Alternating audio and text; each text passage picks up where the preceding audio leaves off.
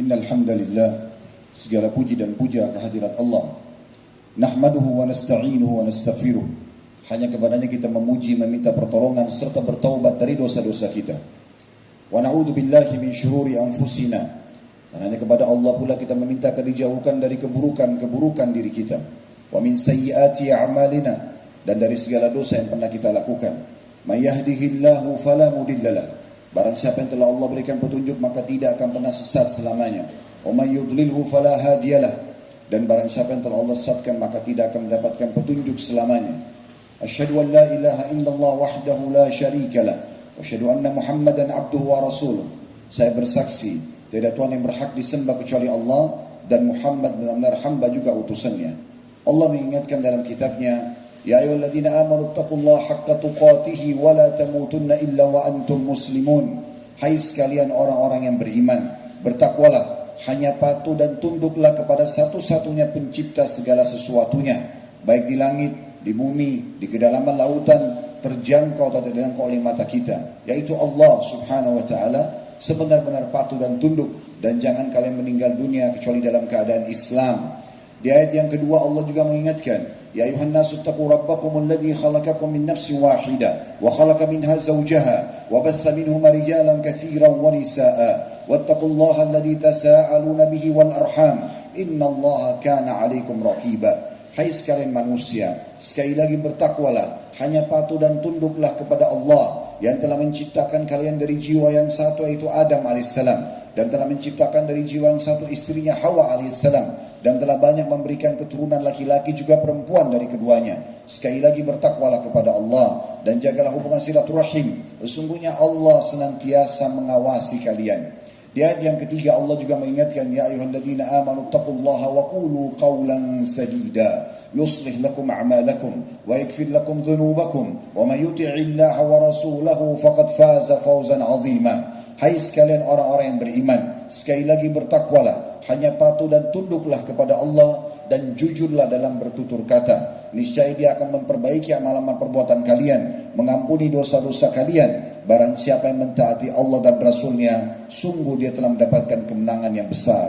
Amma ba'd, fa inna asdaqal hadithi kitabullah. Kita tahu sebaik-baik rujukan umat Islam dalam segala lini kehidupan mereka, terutama ibadah, adalah kitabullah, Al-Quran. Wa khairu hadi Muhammadin sallallahu alaihi wa ala alihi wa sahbihi wa sallam.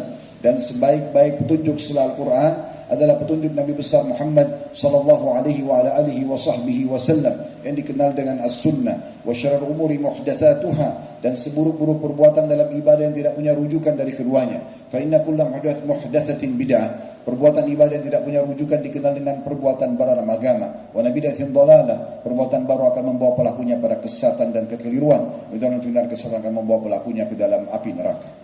Saudaraku seiman, rahimani wa rahimakumullah. Apa yang kami bacakan tadi dikenal dengan khutbah hajah.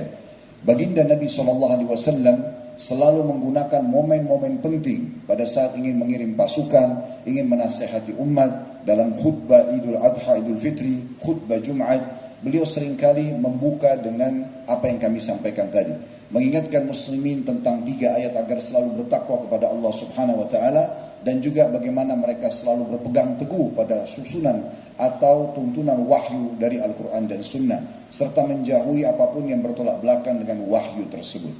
Saudaraku seiman rahimani wa rahimakumullah, kesempatan kali ini khutbah Jumat kita adalah hari kembali kepada Allah.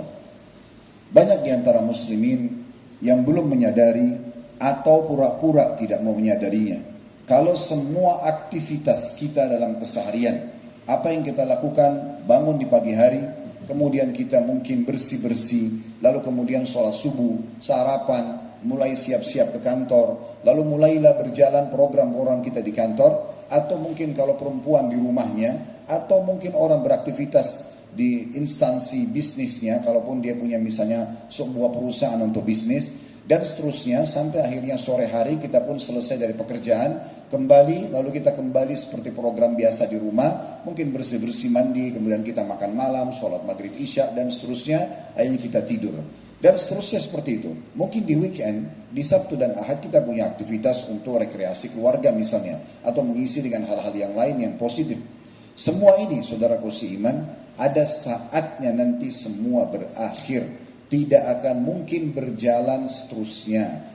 Sehebat apapun kita mengejar prestasi dunia ini, sehebat apapun kita menjaga kesehatan kita dengan olahraga, sehebat apapun kita memilih atau mengejar jenjang pendidikan di tempat atau universitas formal misalnya S1, S2, S3, menggelar atau mengejar jabatan kita di kantor, di instansi pemerintahan atau di swasta, semua itu hanya akan berakhir nanti di saat ajal kita datang.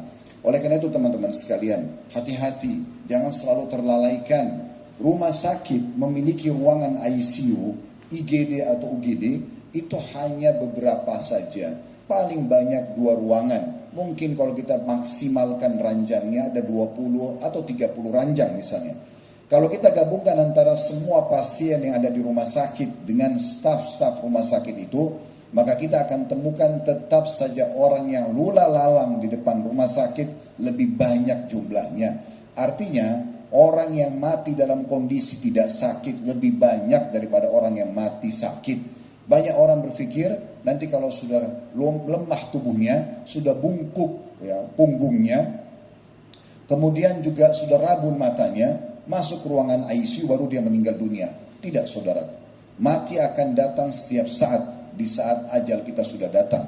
Kematian sesuatu yang misterius. Dia akan datang tanpa mengenal siapa kita, berapa umur kita, apa jabatan kita. Dan pada saat itu semua apa yang kita lakukan selama di dunia, dari keputusan, kebijakan atau apapun akan dipertanggungjawabkan di hadapan Allah Subhanahu wa taala. Maka hati-hatilah, jangan terlalaikan dengan dunia ini sehingga Anda isi dengan pelanggaran-pelanggaran agama dengan masa bodoh, seakan-akan tidak akan diminta pertanggungjawabannya. Semua perbuatan-perbuatan baik dan buruk di dunia akan Allah Subhanahu wa taala beberkan. Kalau perbuatan baik dengan tujuan agar menjadi contoh bagi orang lain, kejujuran, tanggung jawab, amanah, prestasi-prestasi yang baik, Allah beberkan agar menjadi contoh bagi manusia.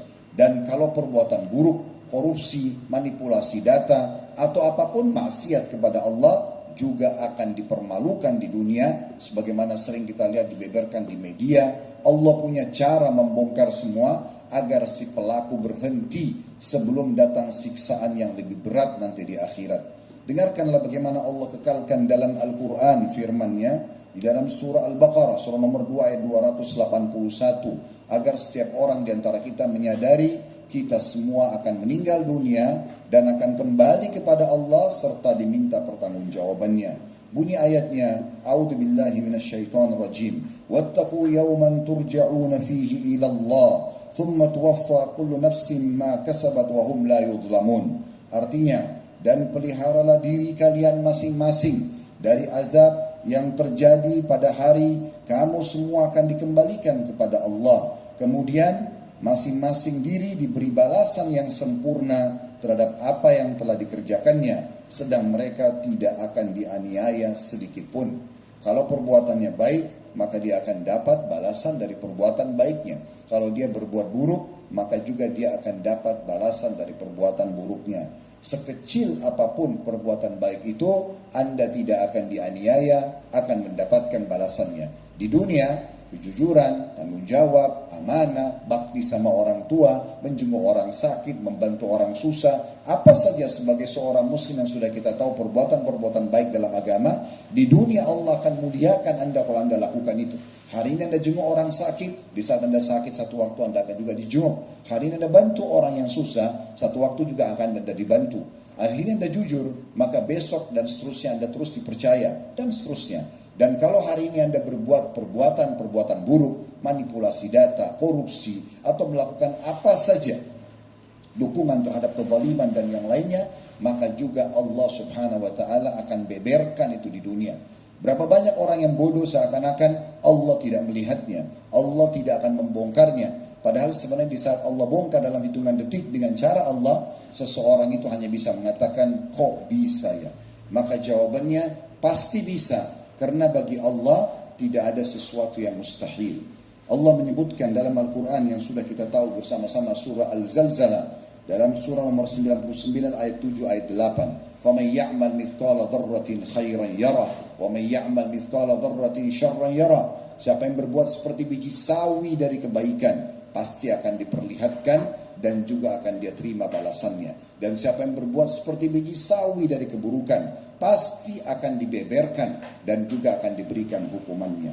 Saudaraku seiman, Allah subhanahu wa ta'ala memerintahkan kita sebagai seorang muslim agar selalu sibuk dari kebaikan kepada kebaikan yang baik yang dipandang baik oleh agama Islam. Sekali kita jujur diperintahkan dalam Islam, maka kita disuruh jujur sepanjang hidup kita. Begitu juga pada saat kita amanah, tanggung jawab, dan apa saja perbuatan baik tersebut.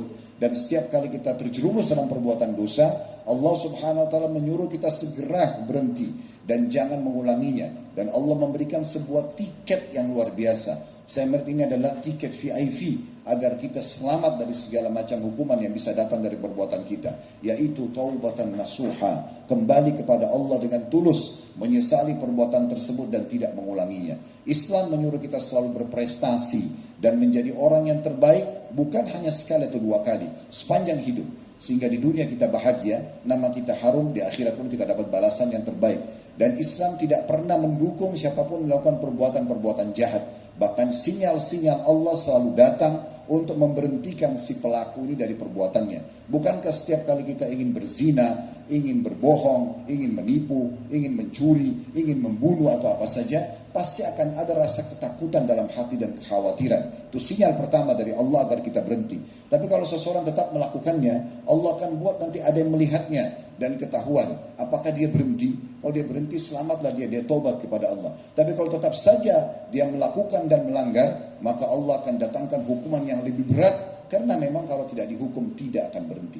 Para ulama mengatakan kalau ada maling digebukin di jalanan sampai babak belur, bahkan kalau perlu sampai meninggal dunia, itu termasuk bentuk kasih sayang Allah kepada dia. Dan yakinlah saudaraku seiman, sebelum dia digebukin orang ini, sudah banyak sinyal-sinyal Allah datang kepada dia agar jangan dia melakukannya. Rasa khawatir, rasa takut, disinggung oleh istrinya, atau anak-anaknya yang ngomong, atau tetangganya, atau temannya, ada yang mengingatkan, jangan. Tapi tetap saja dia mau melanggar, maka Allah datangkan hukuman yang lebih berat untuk memberhentikan dia. Puncaknya ditangkap oleh masyarakat, digebukin. Akhirnya dia berhenti dari perbuatannya. Sebenarnya bentuk kasih sayang Allah. Karena kalau tidak seperti ini digebukin, orang seperti ini tidak mau berhenti. Akhirnya hukumannya lebih berat nanti di akhirat sana. Ingat, Allah subhanahu wa ta'ala menyuruh kita agar selalu punya persiapan dari amal-amal kebaikan. Dan meninggalkan semua keburukan. Sebagaimana Allah kekalkan dalam surah Al-Hasyr. Surah nomor 59 ayat 18. Ya ayyuhalladzina amanu taqullaha wal tanzur nafsum ma qaddamat lighad wattaqullaha innallaha khabirum bima ta'malun. Hai sekalian orang-orang yang beriman, bertakwalah kepada Allah, hanya menjadi orang-orang baik saja, jadi orang soleh saja, dan jangan menjadi orang soleh setengah-setengah. Jangan hijrah menjadi orang yang lebih taat kepada Allah setengah-setengah, sekaligus menjadi orang yang baik. Tinggalkan semua hal-hal yang buruk itu. Dan haruslah setiap jiwa itu memperhatikan apa yang telah diperbuatnya untuk hari esok nanti, maksudnya di akhirat. Dan bertakwalah kepada Allah, selalu patuh dan takutlah kepada Allah.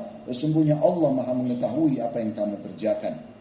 Nabi SAW mengingatkan kepada kita dalam hadis yang sahih diriwayatkan oleh Imam Muslim, agar kita selalu menanamkan prinsip dasar keimanan, skill spiritual kita selalu diasah, agar kita selalu menjadi orang yang baik sepanjang hidup kita. Dan tidak boleh kita beralih kepada aktivitas yang lainnya yang buruk-buruk. Dan tidak boleh juga kita berputus asa. Nabi SAW mengatakan, Al-mu'minul qawi khairun wa ahabbu ilallah minal mu'minul da'if wa fi kullin khair. Orang mukmin yang punya prinsip dasar keimanan, akidah, keyakinan yang sangat kuat, amal-amal solehnya yang kuat, itu lebih baik daripada orang mukmin yang lemah, selalu menganggap remeh, mengatakan nanti saja, tidak masalah, kalaupun dihukum nanti mungkin masih bisa dimaafkan. Itu orang mukmin yang lemah. Orang mukmin yang kuat, enggak, ini enggak boleh, maka saya tidak kerjakan. Dilihat atau tidak dilihat oleh atasan, ditahu atau tidak ditahu oleh manusia, bagi saya ada Allah yang mengawasi saya. Itu dasar keyakinan, itu orang mukmin yang kuat. Kata Nabi SAW, dan semuanya punya kebaikan selama dia orang beriman. Lalu kata Nabi SAW, ihris ala ma yanfa'uk, selalulah jaga per detik hidupmu apa saja yang bermanfaat untukmu, maksudnya di dunia prestasi dunia selama tidak haram, dan juga akan dipanen balasannya dalam bentuk pahala hari kiamat nanti. Wasta'in billah wa la ta'jaz, dan selalulah minta perlindungan kepada Allah dan jangan pernah kamu putus asa. Dalam Al-Quran juga Allah SWT mengingatkan surah Al-Baqarah surah nomor 2 148 agar selalu setiap muslim bersaing satu sama yang lain dalam kebaikan-kebaikan. Potongan ayat yang sangat pendek tapi sudah turun dari 1400 tahun yang lalu. Fastabiqul khairat, berlumba-lumba dalam kebaikan-kebaikan, dari kejujuran-kejujuran yang selanjutnya, dari sedekah ke dermawanan selanjutnya, dari sholat ke sholat selanjutnya, dari puasa selanjutnya, zikir, doa, baca Quran, apa saja lakukan secara kontinu dan terus menerus. Fastabiqul khairat, berlumba-lumba dalam masalah itu, dan jangan pernah bangga dengan amal yang sudah kita kerjakan, karena tidak ada yang tahu berapa banyak kadar pahala yang diberikan atau sudah diterima atau belum oleh Sang Pencipta Allah Subhanahu wa taala. Saudaraku seiman, Syekh Utsaimin rahimahullah menafsirkan salah satu ulama Saudi firman Allah tadi fastabiqul khairat, berlumba-lumba dalam kebaikan. Beliau mengatakan jadilah orang yang nomor 1 dalam kebaikan. Jadi jangan menjadi orang nomor 2. Jangan selalu membanggakan amal orang lain. Dulu ayah saya itu selalu sholat malam, ibu saya selalu baca Quran. Itu ayah dan ibumu, saudaraku. Dia akan menerima balasannya, bukan kamu. Kamu tidak akan dapat apapun dari amal mereka. Oh, teman saya di teman kantor itu selalu jujur. Dia jujur, dia akan dapat balasan. Kamunya juga perlu jujur. Jangan cuma selalu berbangga dengan amal orang lain. Benahi diri kita, maka kita akan dapat balasannya. Ingat, tidak akan mungkin kita akan panen pahala dari seseorang kecuali kita sendiri praktisi dari kebaikan itu, dan kemudian kita ingatkan orang untuk melaksanakan hal tersebut. Nabi SAW mengingatkan kepada kita agar berhati-hati. Selama ada kesempatan, masih ada kesehatan, ada kesempatan seperti ini hadiri Jumat misalnya, dengarin khutbah, atau ada pengajian mungkin di kantor misalnya, atau ada apa saja aktivitas yang baik, jangan ditunda-tunda. Karena kita tidak tahu, mungkin itu kesempatan terakhir kita, saudara. Di saat ada orang miskin lagi minta, jangan pernah negosiasi sama syaitan yang mengatakan kepada kita, mungkin dia itu orang bohong, mungkin itu anak pinjaman, mungkin dia pura-pura dan segala macam hal. Itu syaitan yang membuat kita untuk tidak segera mengerjakan amal soleh tersebut. Bukan tugas kita di saat orang miskin sedang minta, kita negosiasi sama syaitan untuk membatalkan perintah agama yang disuruh eksekusi.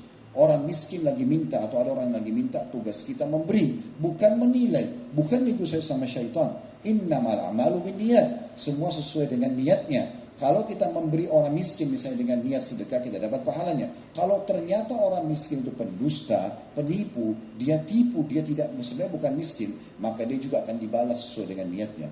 Kalau di masjid ini ada orang datang membawa sebuah proposal pembangunan masjid misalnya di Jawa Tengah, dia bawa proposal masjid ini, kita mau bangun masjid bapak-bapak sekalian dengan 100 juta rupiah. Lalu kemudian kita menyumbang 100 juta itu. Sebulan kemudian kita tahu ternyata orang itu menipu. Dia tidak bangun masjid. Apakah kita rugi? Demi Allah kita tidak rugi. Kita akan dapat sesuai dengan niat kita. Dapat pahala sudah bangun masjid. Dan yang menipu itu demi Allah akan dihukum oleh Allah cepat atau lambat. Tidak ada sesuatu yang terlambat yang Allah eksekusi di muka bumi ini. Dan Allah itu sari'ul hisab, sangat cepat sekali hisabnya. Hati-hati. Kata Nabi SAW, badiru bil amali fitanan kakita'il layli mudlim. Segera beramal soleh kalau sudah di depan mata kalian. Eksekusi, tidak usah negosiasi sama syaitan. Ya, segera beramal soleh karena banyak sekali fitnah-fitnah. Sesuatu nanti yang menghambat kalian untuk beramal saleh sampai seperti gelapnya malam. Yusbihur rajulu mu'minan wa yumsi kafira. Sampai akan terjadi nanti kata Nabi SAW, seseorang mukmin dia di pagi harinya, tapi sore harinya jadi kafir. Wa yumsi mu'minan wa yusbihu kafira. Ada juga orang sore hari beriman, tapi ternyata pagi harinya besoknya sudah menjadi orang kafir. Yabi'u dinahu bi aradin minad dunya. Karena dia menjual, mentransaksikan agamanya untuk maslahat dunianya. Saudaraku seiman, Allah Subhanahu wa taala memerintahkan kepada siapapun dari hamba-hambanya yang sudah berbuat amal saleh untuk mempertahankan, dan siapapun yang sedang membuat pelanggaran-pelanggaran agama, dosa apapun, setiap orang di antara kita pasti tahu dosa apa yang dia lakukan, untuk segera memberhentikannya sebelum datang hukuman-hukuman yang berat. Allah berfirman kepada kita, dalam surah Al-Imran surah nomor 3 133. Wasari'u ila magfiratin min rabbikum wa jannatin arduhas samawati wal ardu iddatil muttaqin. Bersegeralah kalian, berlumba-lumbalah kalian kepada pengampunan Tuhan kalian. Kalau sedang buat dosa, berhenti, karena semua pelanggaran akan ada konsekuensi hukum. Di dunia saja kita pasti ada konsekuensi hukum. Melanggar satu peraturan pemerintah, berarti kita atau satu peraturan perusahaan, siap ada konsekuensi hukumnya. Begitu juga di akhirat. Maka jangan selalu masa bodoh dengan hukuman-hukuman yang datang. Orang yang cerdas, orang yang tidak mau merusak nama baiknya, tidak mau merusak masa depannya, tidak mau merusak misalnya jabatan yang sudah dia miliki, karena dia melanggar pelanggaran-pelanggaran yang akhirnya jelas akan mendatangkan hukuman buat dia. Allah mengatakan tadi, berlumba-lumbalah kalian kepada pengampunan Tuhan kalian dan kejarlah surga dengan setelah berbuat buruk, taubat, lalu kemudian sibuk dengan amal saleh yang luasnya seluas langit dan bumi dijanjikan untuk orang-orang yang beriman. Kesudahan dan akhir daripada kehidupan setiap orang yang patuh, saudaraku seiman, atau kita biasa bahasakan di ceramah itu adalah saleh, akan sama. Lihat Nabi Muhammad SAW pemimpin orang-orang saleh. Lalu para sahabatnya Abu Bakar, Umar, Uthman, Ali, Talha, Zubair, Ridwanul Alim, dan banyak sekali sahabat Nabi yang patuh-patuh. Di dunia Allah muliakan mereka. Allah jadikan Abu Bakar, Umar, Uthman, Ali, Khalifah, Raja kaum muslimin. Di dunia Allah sudah muliakan. Seorang wanita pernah melihat Umar bin Khattab jadi khalifah. Lalu dia mengatakan, wahai Ibnu Khattab, saya melihat kau di Mekah dulu, berlari-lari di jalan Mekah. Dan kamu adalah manusia tidak dikenal sama sekali. Namun setelah kau muliakan dirimu dengan keislaman dan amal saleh, Allah angkat derajatmu menjadi raja seperti ini. Maka jangan sampai membuatmu sombong dan lalai. Maka Umar bin Khattab menangis mendengarkan nasihat tersebut. Memang Allah muliakan begitu. Dan akhirnya di akhirat pun mereka akan dapatkan yang terbaik sebagaimana di dunia. Pasti akibatnya sama. Teman-teman coba berusaha menjadi orang soleh, akibat kita akan sama dengan orang soleh sebelum kita. Sederhana. Di kantor misalnya di perusahaan atau di kantor instansi seperti ini, kita mengikuti teman-teman kita yang terdahulu senior kita yang berprestasi. Dia jujur, dia amanah, dia tanggung jawab. Maka kita ikutin jejak dia, akan sama hasilnya. Kita pun akan dikenang baik-baik. Tapi kalau kita ikutin orang-orang yang pelanggar, memanipulasi data, korupsi dan segala macam, akibatnya dia dipenjara misalnya, maka kita akan sama akibatnya. Jangan selalu masa bodoh dengan akibat-akibat seperti ini, karena pasti akan sama, tidak akan berubah hasil tersebut. Oleh karena itu harus hati-hati saudaraku seiman. Juga dari sisi lain, kita harus memperhatikan bagaimana kesudahan orang-orang sebelum kita ya, seperti Fir'aun, Namrud, dan banyak tokoh-tokoh manusia yang dikenal raja-raja dulu. Akibatnya apa? Sudah tidak ada lagi. Kalau Anda ke Mesir sekarang, Anda tinggal kenang Fir'aun, piramidanya, muminya, hanya itu saja. Selesai. Di dunia mereka hancur semuanya. Jadi begitu dia meninggal, hanya dikenang namanya saja. Begitu juga dengan Abu Lahab, Abu Jahal. Dulu itu mereka orang kaya dan tokoh masyarakat Mekah. Tapi tidak dikenang lagi. Tidak ada lagi sekarang rumahnya Abu Jahal sama Abu Lahab. Tidak ada yang mengenang. Beda dengan Abu Bakar sama Umar yang di dunia dikenang namanya harum. Dan di akhirat juga nanti akan mendapatkan yang terbaik. Mereka yang kufur kepada Allah, maksiat kepada Allah, di dunia terhina, di akhirat juga akan terhina. Kesudahan itu akan sama. Jangan selalu tutup mata dengan hal-hal yang seperti ini. Kita perlu ketahui juga Ibnu Umar radhiyallahu anhu berkata, ini tentang prinsip dasar seorang muslim. Beliau mengatakan telah datang seseorang dari Ansar kepada Nabi SAW lalu bertanya, ya Rasulullah, siapakah orang mukmin yang paling afdal? Ayyul mu'minuna afdal? Yang paling baik, layak jadi teman, layak jadi atasan, layak jadi pemimpin, layak jadi bawahan, layak jadi pasangan hidup, layak jadi partner bisnis, layak jadi tetangga. Siapa yang paling afdal orang mukmin yang saya jadikan target sebagai teman terdekat saya? Kata Nabi SAW, ahsanhum khuluqa. Orang mukmin yang paling baik akhlaknya, santun, ramah, dan jujur, amanah, dan seterusnya. Ini yang paling pantas kamu jadikan sebagai target kamu. Kemudian orang itu bertanya lagi, fa'ayyul mu'minuna akyas? Siapa orang mukmin yang paling cerdas? Maka kata Nabi SAW, aktsaruhum lil mauti dzikra. Orang mukmin yang paling suka mengingat kematian, wa ahsanuhum lima ba'da istidada. Dan yang paling banyak punya persiapan setelah kematian tersebut. Ulaika akyas. Itulah orang yang paling cerdas.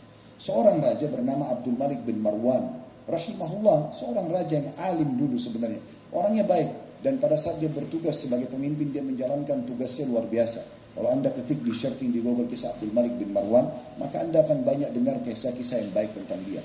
Tapi di akhir hidupnya, dia sempat melihat ada satu tukang pel, kalau kita mungkin sekarang OB, di istana dia, yang sedang memeras kain pel, kemudian mengepel. Lalu kemudian dia pun duduk dengan tenang menikmati secangkir kopinya dengan sepotong roti dari hasil keringat dia sendiri. Maka kata Abdul Malik rahimahullah, beliau mengatakan, coba seandainya setelah sekian lama saya menjadi raja ini, saya menjadi tukang bersih-bersih itu saja.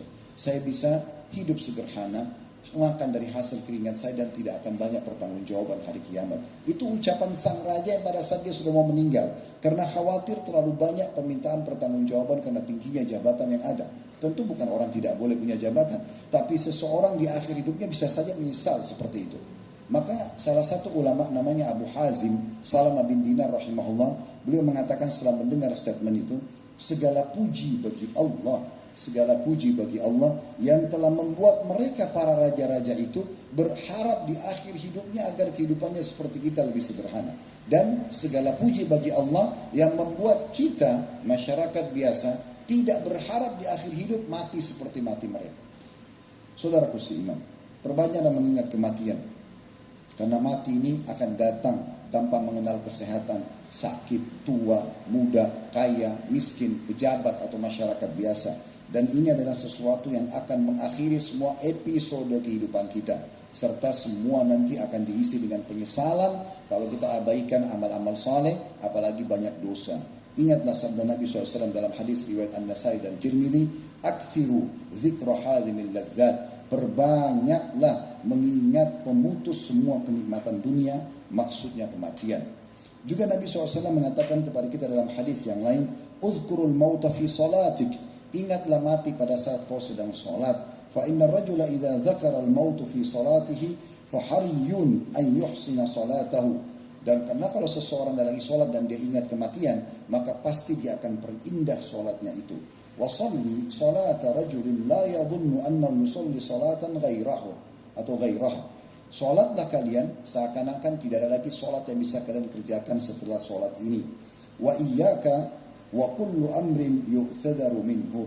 Dan hati-hati dari perbuatan-perbuatan yang kamu buat, nanti akhirnya kamu coba minta uzur, menyampaikan alasan-alasan, sudah tidak bisa diterima lagi di depan Allah Subhanahu wa taala, karena konsekuensinya tinggal hukuman saja.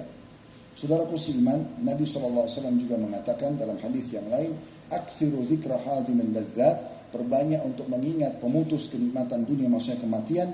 Fa innahu ma dzakara ahadun fi diqin minal aishi illa wasi'ahu alaihi.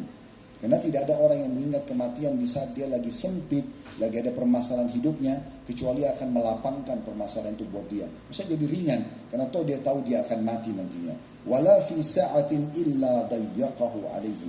Dan tidak ada seorang pun yang mengingatnya kematian itu saat kehidupannya lagi lapang, melainkan pasti dia tidak akan tertipu dengan dunia, sehingga tidak juga lalai dari akhirat. Saudaraku seiman, ziarahilah kubur, selalu lewat, lihat kuburan itu. Kalau di mata kita cuma bukan tanah dan batu nisan, yakinlah dan pastikan di dalamnya ada manusia seperti kita. Mungkin lebih tampan, mungkin lebih kaya, mungkin lebih pintar, tapi dia sudah mati dan sudah selesai semua karirnya. Tidak ada lagi yang dikenang. Orang ini kalau meninggal, saudaraku seiman, yang dikenang hanya hitungan detik dan menit atau hitungan hari saja. Misal, pada saat kita meninggal dunia, kita bayangkan detik ini kita meninggal dunia. Orang hanya akan mengenang, oh si fulan pernah menjabat jabatan ini. Oh ini rumah dia, oh ini sepatu dia, oh ini istri dia, oh ini anak dia. Kira-kira berapa lama orang akan mengenang? Sehari, 2 hari, seminggu, sebulan, habis itu selesai. Tinggallah kita bersama dengan amal saja yang kita kerjakan. Ingat sabda Nabi SAW, kalau seseorang meninggal dunia akan ikut bersamanya ke kuburan 3. Akan ikut keluarganya, akan ikut hartanya, dan akan ikut amalnya. Serta akan pulang 2. Keluarganya akan pulang. Bapak-bapak sekalian, secinta apapun istri Anda kepada Anda, mustahil dia nginap bersama Anda di kuburan. Mustahil. Paling lama dia duduk nunggu dan menangis di kuburan itu setengah jam, 1 jam, habis itu pulang. Selesai masa iddah dia bisa menikah sama orang lain. Ini bukan doa, tapi ini fakta. Secinta anak kita pada kita, apa dia akan nginap bersama kita di kuburan? Tidak, demi Allah. Teman Anda yang selama ini mengatakan tidak apa-apa, buat dosa saja, nanti saya juga tanggung. Dia juga hanya paling setengah jam nunggu, setelah itu dia akan tinggalkan. Mobil Anda yang paling mewah Anda miliki, paling jauh parkir di pagar kuburan. Nggak akan masuk ke liang lahat. Habis itu jadi warisan, jadi milik orang lain. Nggak ada di dunia ini kepemilikan abadi, nggak ada. Sertifikat tanah atau rumah atas nama Anda, sementara pada saat kita mati berpindah nama. Semuanya akan berpindah, tidak ada milik abadi. Lain di akhirat. Akhirat itu Allah sudah kekalkan. Khalidina fiha, kekal selamanya. Tapi di dunia tidak ada kepemilikan abadi. Dan kata Nabi SAW, harta dan keluarga akan pulang dan hanya tinggal amalnya. Yang selama ini Anda dengar azan, malas sholat, ada kesempatan puasa nggak mau, sedekah nggak mau, ini itu nggak mau, itu nanti akan menemani kita di kuburan. Bagaimana bisa kita lebih peduli dengan keluarga daripada amal? Dari hadis ini kita harus ambil pelajaran, harus lebih peduli dengan amal kita daripada keluarga kita. Sebagaimana bapak-bapak sibuk mencari nafkah untuk keluarga, maka sibuklah juga memperbanyak amal buat diri kita sendiri. Karena keluarga akan kita tinggalkan, tapi amal itu akan bersama dengan kita, saudaraku seiman. Sebagai penutup, ada satu kisah yang unik. Rabi' ibn Huthaim rahimahullah, seorang ulama dulu, beliau beliau pernah membuat liang lahat di belakang rumahnya sebagai ijtihad atau upaya pribadi. Dia gali liang lahat di kuburan di belakang rumahnya, kemudian di malam hari dia masuk ke dalam liang lahat yang 1 kali 2 meter, yang mirip seperti liang lahat kuburan. Tapi ini bukan untuk dia dikubur sebenarnya. Dia cuma buat untuk introspeksi diri sendiri. Dia masuk, kemudian dia duduk di situ malam hari. Beberapa menit saja dia duduk. Kemudian sambil dia mengulang-ulangi firman Allah Subhanahu wa taala, ya Allah kekalkan dalam surah Al-Mu'minun, surah nomor 23 ayat 99 sampai ayat 100. Ini menggambarkan tentang bagaimana nanti orang kalau meninggal pas lihat malaikat maut, orang-orang kafir, orang munafik, orang musyrik, orang yang banyak dosa tidak sempat taubat kepada Allah akan menyesal. Ini Allah sudah turunkan dari 1400 tahun yang lalu. Qala rabbirji'un. Orang-orang ini yang mati tidak punya amal saleh atau dalam kondisi tidak beriman kepada Allah, mereka mengatakan, wahai Tuhanku, kembalikanlah aku di dunia. La'alli a'malu salihan fima tarak, agar aku sempat mengerjakan amal saleh aku sia-siakan. Maka tidak ada gunanya. Rabi' ibn Huthaim lalu membaca ayat ini mengulang-ulangi sambil mengatakan, wahai Rabi', sadarlah, tidak akan ada orang yang bisa mengerjakan amalmu, maka beramallah sebelum kau menyesal. Oleh karena itu teman-teman sekalian, harus kita sadari baik-baik. Dan juga nasihat kami yang terakhir buat diri kami terlebih dahulu, baru bapak-bapak sekalian, yaitu kalau seandainya di detik ini, di waktu ini, ada salah satu mayit dari kuburan dihidupkan oleh Allah Subhanahu wa taala, lalu diberikan pilihan apa yang akan kamu lakukan. Sekarang kamu masih dikasih oleh Allah umur setengah jam hidup. Apakah dia akan kembali ke makanan favoritnya? Apakah dia akan kembali meeting miliaran rupiah?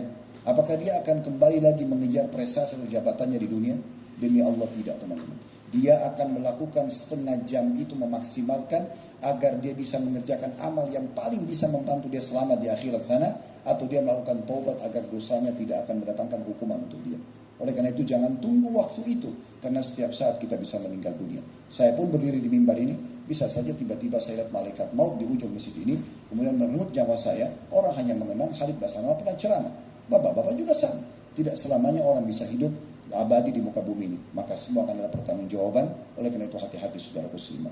Aku qauli hadza, saya sudah mengucapkan perkataan saya ini, wa astaghfirullah li wa lakum, dan saya beristighfar kepada Allah atas semua dosa-dosa dan mengajak jemaah istighfar kepada Allah.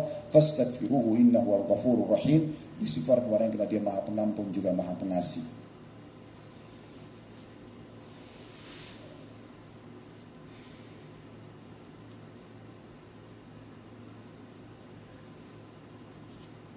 Alhamdulillah, wassalatu wassalamu ala rasulillah. Segala puji dan puja kehadirat Allah Subhanahu wa taala, juga salawat dan taslim kepada Nabi besar Muhammad sallallahu alaihi wa alihi wasallam. Hari ini hari Jumat, salah satu hari pilihan Allah Subhanahu wa taala untuk umat Muhammad sallallahu alaihi wasallam. Sebagaimana Nabi Muhammad SAW mengatakan, Yahudi telah memilih hari Sabtu sebagai hari mereka, Nasrani hari Ahad, dan Allah memberikan aku hidayah atau petunjuk untuk memilih hari Jumat. Ini adalah hari yang terbaik, hari diciptakan Adam alaihissalam, hari dimasukkan ke dalam surga, hari diturunkan ke bumi, dan hari juga diwafatkan. Dan tidak akan terjadi kiamat kecuali hari Jumat. Dan di hari Jumat seperti ini ada waktu mustajab, diijabah setiap orang muslim yang berdoa. Dan ada 2 buah riwayat yang masyhur. Yang pertama kata Nabi SAW, Jumat ada 12 waktu, maksudnya 12 jam. Dari azan subuh sampai azan maghrib.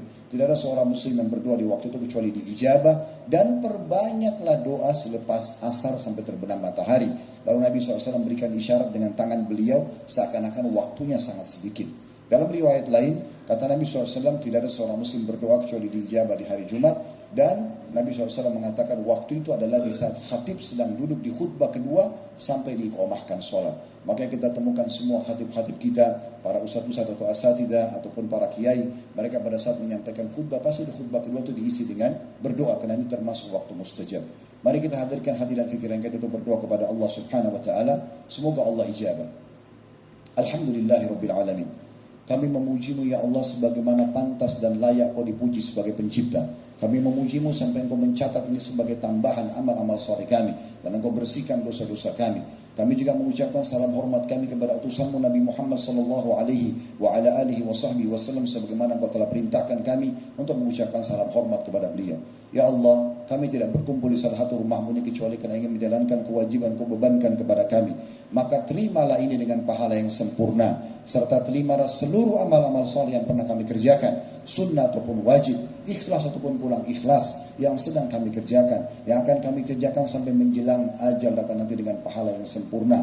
Ya Allah, jangan Engkau sisakan satupun dari dosa-dosa kami, kecil ataupun besar, sengaja tidak sengaja, kecuali Engkau telah maafkan. Ampunilah kami, ampunilah kedua orang tua kami, seluruh kerabat kami, seluruh muslimin dan muslimat, mukminin dan mukminat yang hidup dan juga yang sudah meninggal. Ya Allah, jagalah kemerdekaan, persatuan dan kesatuan negeri kami ini.